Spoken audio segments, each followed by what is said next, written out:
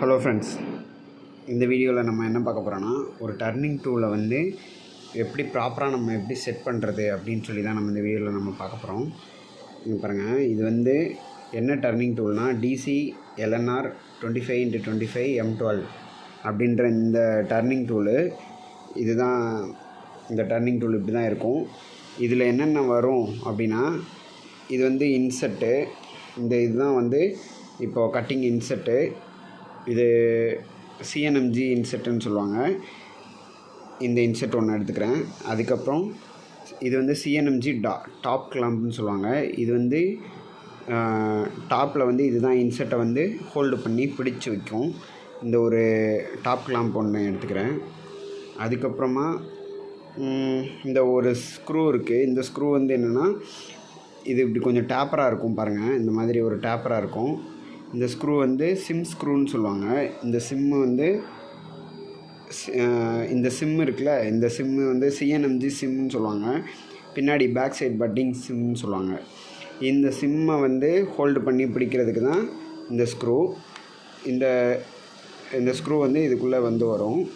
அதுக்கப்புறம் இந்த இன்னொரு ஸ்க்ரூ இருக்குது. இந்த ஸ்க்ரூ வந்து பார்த்திங்கன்னா M5 ஸ்க்ரூன்னு சொல்லுவாங்க. M5x20 mm அப்படின்றது இந்த ஸ்க்ரூ. இந்த ஸ்க்ரூ ஒன்று இருக்கும். இது வந்து சிஎன்எம்ஜி டாப் கிளாம்பை வந்து ஹோல்டு பண்ணுறதுக்கு யூஸ் ஆகும். இப்போது இது எல்லாமே நம்ம எடுத்து வச்சுருக்கோம். அதுக்கப்புறம் இதை ஃபுல்லாக டைட் பண்ணுறதுக்கு தேவையான அந்த அலாங்கி ஒன்று இருக்கும். அலாங்கி வந்து 3 mm அலாங்கி. இதில் வந்து 3 mm இருக்கும் பாருங்கள். இந்த மாதிரி 3 mm அலாங்கி யூஸ் பண்ணிக்கிறோம். இப்போது நம்ம வந்து ஒரு சிம்பிளாக ஒரு டர்னிங் டூல் செட் பண்ணுறதுக்கு இது எல்லாமே கரெக்டாக இருக்கணும். இது எதுவுமே டேமேஜஸ் இல்லாமல் இருக்கான்றதை பார்த்துக்கோங்க. சில நேரங்களில் வந்து பார்த்திங்கன்னா, இந்த இடத்துல வந்து டாப் கிளாம்பில் வந்து இந்த இடத்துல லைட்டாக டேமேஜஸ்லாம் இருக்கும். டேமேஜஸ் இருந்துச்சு அப்படின்னா இன்செட்டை டைட் பண்ணும்போது இன்செட்டே ப்ரோக்கன் ஆகிறதுக்கு வாய்ப்பு இருக்குது. அதுக்கப்புறம் குவாலிட்டி இஷ்யூஸ்லாம் வர்றதுக்கான வாய்ப்புகள்லாம் இருக்கும். அதனால் இந்த கிளாம்ப் வந்து செலக்ட் பண்ணும்போது கொஞ்சம் கேர்ஃபுல்லாக செலக்ட் பண்ணிக்கோங்க. அதுக்கப்புறம் இந்த ஸ்க்ரூ யூஸ் பண்ணும்போது இதோட லென்த்து வந்து கொஞ்சம் அதிகமாக வரும். ஒரு சில இடங்களில் வந்து இதோட லென்த் அதிகமாக வரும்.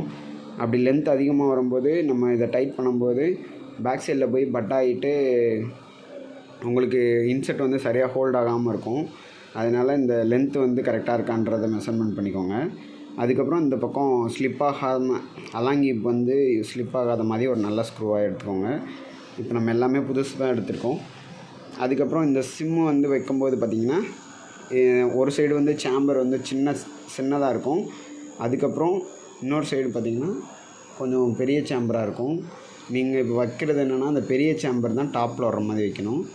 இது இப்போ எப்படி செட் பண்ணுறதுன்னு சொல்லி நம்ம பார்க்கலாம். இப்போ ஃபஸ்ட்டு இந்த சிம்மை வந்து எடுத்துக்கணும். சிம்மில் வந்து இந்த கார்னரில் சேம்பர் எடுக்காமல் ஸ்ட்ரெயிட்டாக ஒரு இது இருக்கும். அந்த இதுக்கிட்ட இப்படி இந்த இடத்துல வைக்கணும். அதாவது இந்த பாருங்கள், இந்த கார்னரில் ஒரு சேம்பர் இருக்குது பார்த்திங்களா. இந்த சேம்பர் வந்து கீழே வர்ற மாதிரி வைக்கணும். கீழ் சைட் பொசிஷனில் வர மாதிரி வைக்கணும்.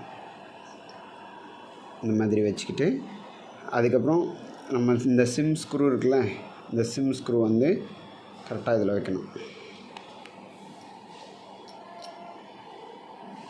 இந்த மாதிரி வரணும்.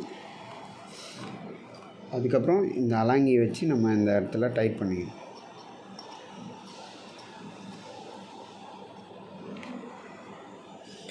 இது முக்கியமாக ரொம்ப டைட் பண்ணக்கூடாது. ரொம்ப அதிகமாக டைட் பண்ணிங்க அப்படின்னா இது வந்து உடஞ்சிரும். இது வந்து உடையிறதுக்கு இது வந்து செராமிக்கில் தான் பண்ணியிருப்பாங்க. கொஞ்சம் டைட் பண்ணோம் அப்படின்னா இது வந்து ப்ரோக்கன் ஆகிடும்.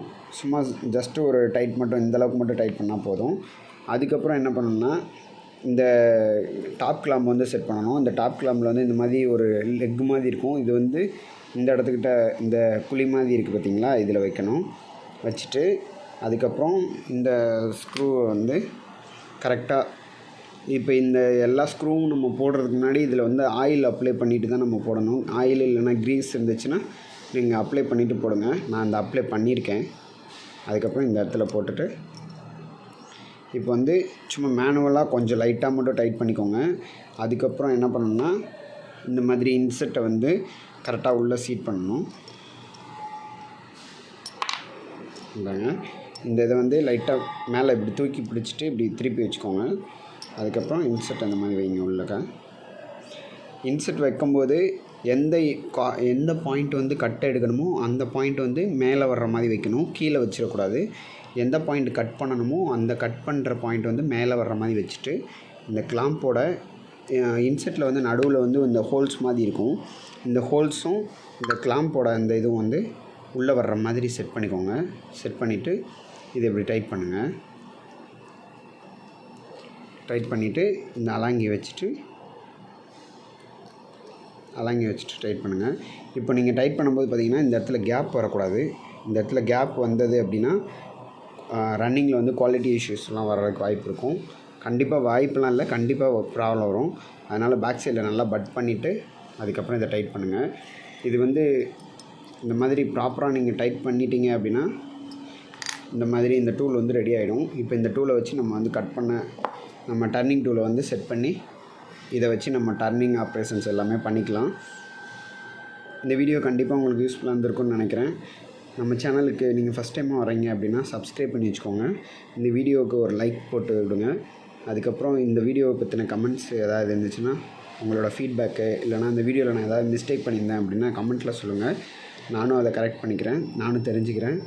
அதுக்கப்புறம் உங்கள் ஃப்ரெண்ட்ஸுங்களுக்கு நம்ம சேனலை ரெஃபர் பண்ணுங்கள். Thank you so much.